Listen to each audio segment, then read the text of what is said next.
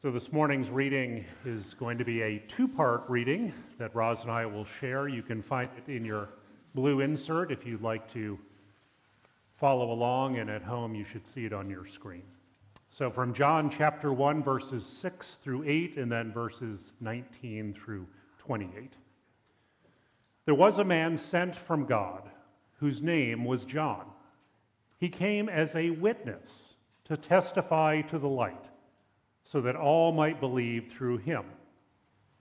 He himself was not the light, but he came to testify to the light. This is the testimony given by John when the religious leaders sent priests and Levites from Jerusalem to ask him, "Who are you?" John was very straightforward and stated clearly, "I am not the Messiah." "What then? Are you Elijah?" "I am not."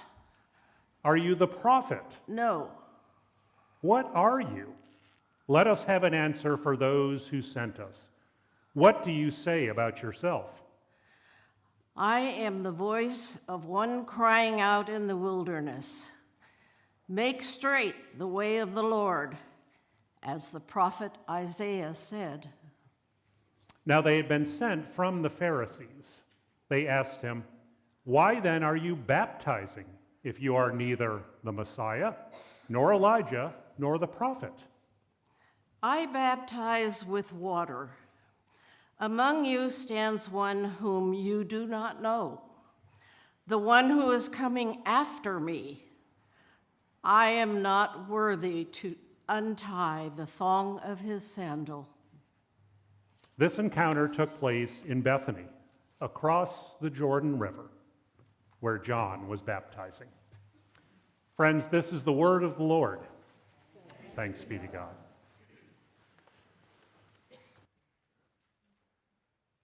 Back about 20 years ago, starting in 2003 or so and running for about 10 years, there was a reality TV series called What Not to Wear that aired on TLC. Some of you may remember it. Some of you may still watch some of the reruns that are out there. And the idea was fairly simple. The two hosts of the show would help individuals to revamp and to update their personal style and their wardrobes. And each episode followed a very similar pattern. First, friends or family would nominate someone whose fashion sense was considered a little outdated, a little unflattering or inappropriate, someone who needed some kind of makeover. Then the host would surprise the participant and they would critique their wardrobe, usually mostly throwing out most of it. And then they would give them a generous budget so that they could go and buy some new clothing. And so after receiving the advice about different fit and color and suitability, then they would go out along with the hosts and they would go and purchase some new clothes. They would also follow up with some hair redoing and makeup and other things. And the episode, if you recall, would conclude with a dramatic unveiling of this new person who has been remade in front of their loved ones. Now you wonder, what does this have to do with the gospel? Well, I think in our story this morning about John, in some ways we see a similar kind of transformation. Now, he was not on a reality TV show, I'll grant that, but we find a very different John than we find in the other Gospels. Because Matthew, Mark, and Luke all present him as John the Baptist, or as John the Baptizer. And in many ways, in those three Gospels, he's the embodiment of what we might think of as an Old Testament prophet. We're told that he's out in the wilderness, out in the desert, and he's dressed with camel hair, and he eats locust and wild honey out there in the wilderness. He comes preaching judgment and brimstone and repentance, words of fire and judgment. In many ways, this John is an apocalyptic preacher whose disciples, in fact, later on in the other three Gospels, question Jesus and his disciples about whether he is really the Messiah. But in the fourth Gospel, we find a very different portrait of John.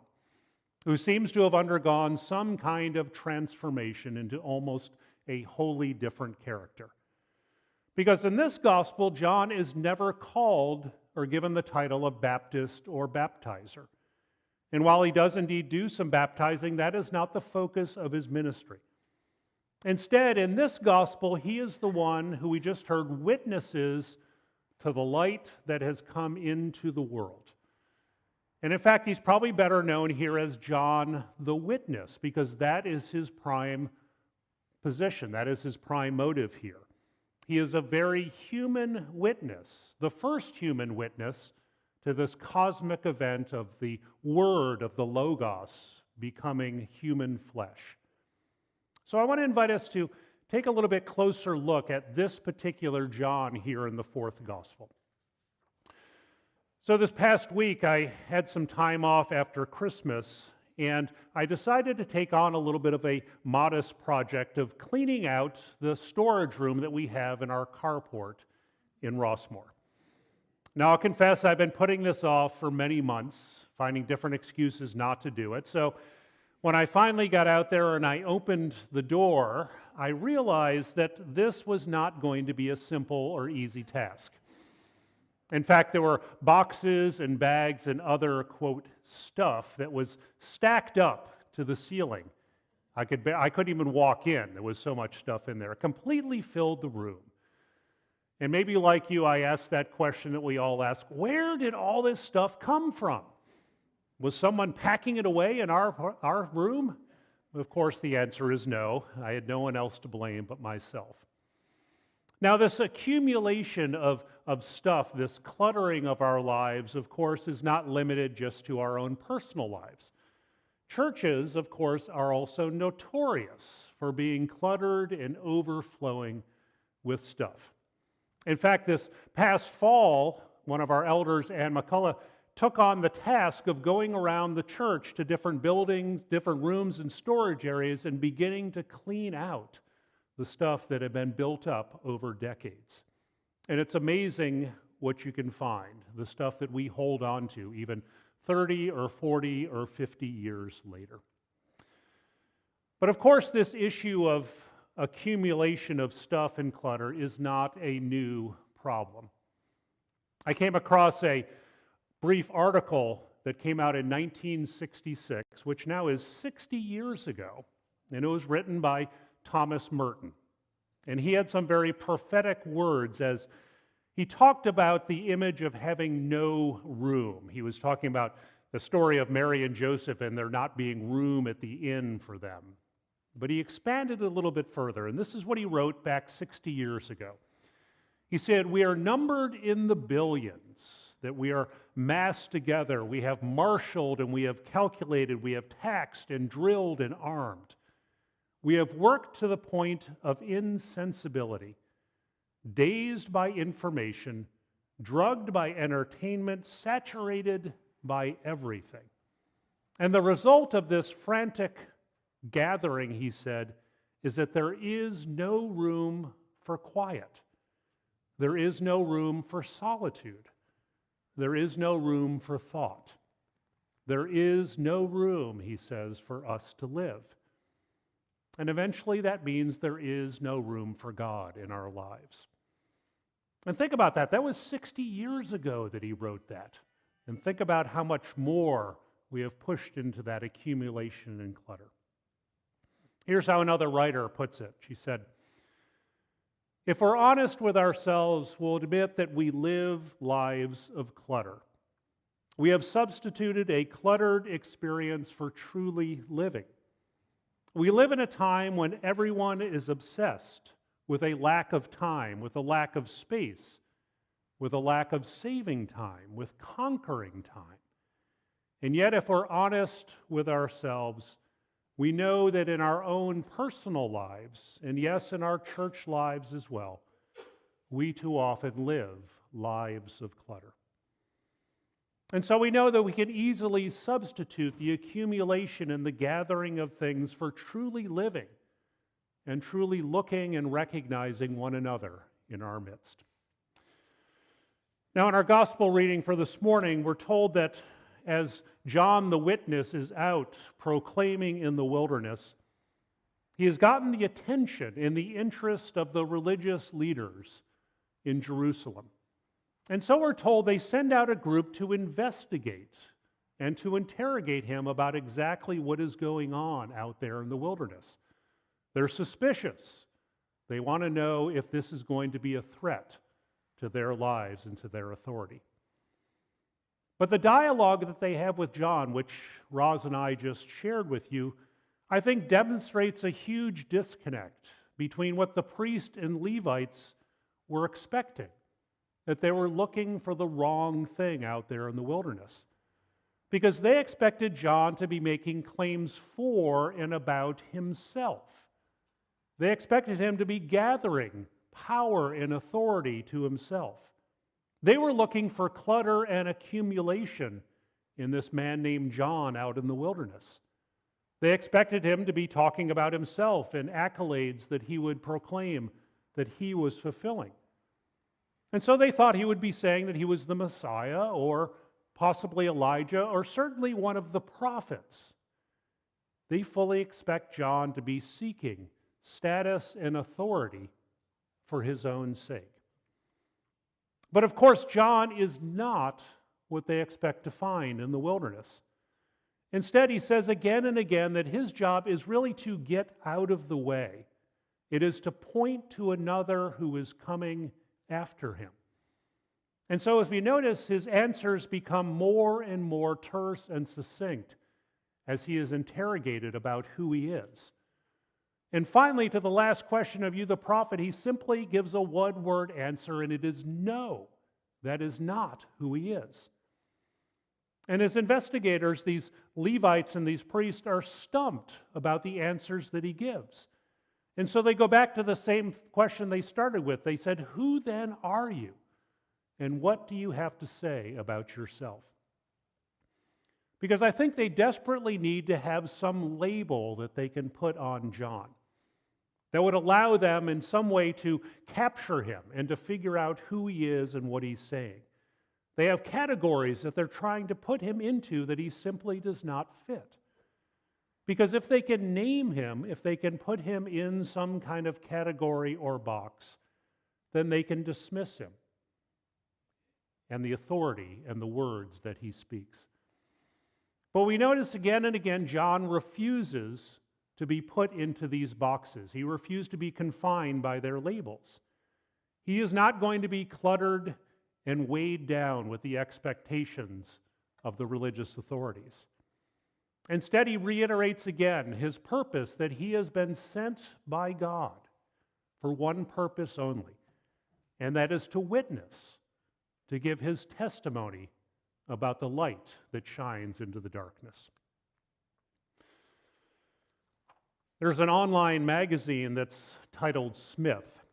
And over the years, they have sponsored an interesting project that is called the 6-Word Memoirs. And the site that they have now that they sponsor is filled with those, just simply 6-word memoirs. And you find there that both famous and ordinary people have taken on that challenge. And what you try to do is to, in some way, distill down your life to just 6 words that express what is most important or perhaps unique about yourself or about your life. One of the more poignant of the 6-word memoirs is this. The author said, "I still make coffee for 2. Another one writes, "Took scenic route, got in late." I like that one. And there was one I saw just yesterday for the new year. The 6 words was this: "New year, more wrinkles to love." We could all probably write that one. So I thought, what would be a 6-word memoir for John's ministry as portrayed here in the 4th gospel? And this is what I came up with. Not, no, neither, not. John is not the Messiah. He said he's not the Christ. He says no to the question about being the prophet. He is not Elijah. He's not a Baptist. He's not a baptizer. All these negative terms declaring who he is not. Because John is trying to highlight that he is one thing, he is the witness. He is the one who has come to testify. And as a witness, he says he is the voice that is speaking in the wilderness to make the way for God who is coming. And so once John is clear about who he is not here, as he clears away all that clutter and accumulation, he is able to proclaim the good news of who he is. And so we can listen clearly to what he has to say. And I think in many ways, John is frightening to these religious leaders for the same reason perhaps he's a little bit frightening to us. Because he removes all of these distractions, all of these titles and labels, because he clears a space that so often get in the way of us seeing and obeying God. There's no distraction here. There's no place to hide. And so this litany of no and not and neither that he repeats again and again strips away all of the things that can distort and distress us and distract us, especially in this Christmas season. And so John in many ways leaves nothing for us to hide behind as the light shines into the world. And frankly, it's not always a comfortable experience to be exposed to that light, to have nowhere to hide. The preacher and author Barbara Brown Taylor likens this story here at the beginning of John's Gospel to a Christmas pageant. But she says instead of a crowded birth story, the one with the stable and with all of the animals, with all of the donkeys and the shepherds and the angel choirs, she said this story instead presents to us just a lone actor standing on a bare stage in front of a black curtain. And in this pageant, John, who is the one standing there, speaks just one line. He said, "The Word has become flesh and lived among us, and we have seen His glory." She goes on to say that we are invited into this story. We are invited up to that bare stage, into the spotlight. And so our call is to step up to the microphone and to witness, to testify to the divine light that still shines into the deep darkness of our own world. Because John, this one who is sent by God, strips away everything else. He invites us to the heart of this story here at the Christmas season, that God has come in human flesh, that Emmanuel, God is with us, is present. I'm reminded of a quote from the 14th century mystic and theologian Meister Eckhart, who once said that God is not found in the soul by adding anything, but rather by a process of subtraction. And I think that's what we're invited to as we come to the close of this Christmas season. And I'd invite us to do some decluttering of our own. Maybe we can make an effort this week to remove something in our lives that we've been hanging on to for too long. Maybe we can say no to that false self that we've been presenting to the world and hiding behind, and once again step out into our true identity. Perhaps this week we can remove an obstacle that has been hindering our growth, that yet we have not been wanting to let go of. Or perhaps we can simply refuse to participate in an unhealthy dynamic in our lives and relationship or the community in which we live. Those are all things we can do to declutter, to remove those obstacles as John invites us to. But not only that, we are also asked one other thing, I think, this morning. That is to say something about it, to witness and to testify. Not as a way of boasting, not as a prideful remark, but rather as a testimony to how God is working in our lives. To shine a light into our own particular darkness and to share that good news with another. I think that's what John is inviting us to do as we finish this Christmas season and move on into the rest of the year. And so, friends, I want to invite us in this coming time, in this coming new year, to try to look again at our own lives in our own communities and to start afresh and to remove all that is hindering us. And so, friends, to God be all praise and honor and glory this day. Amen.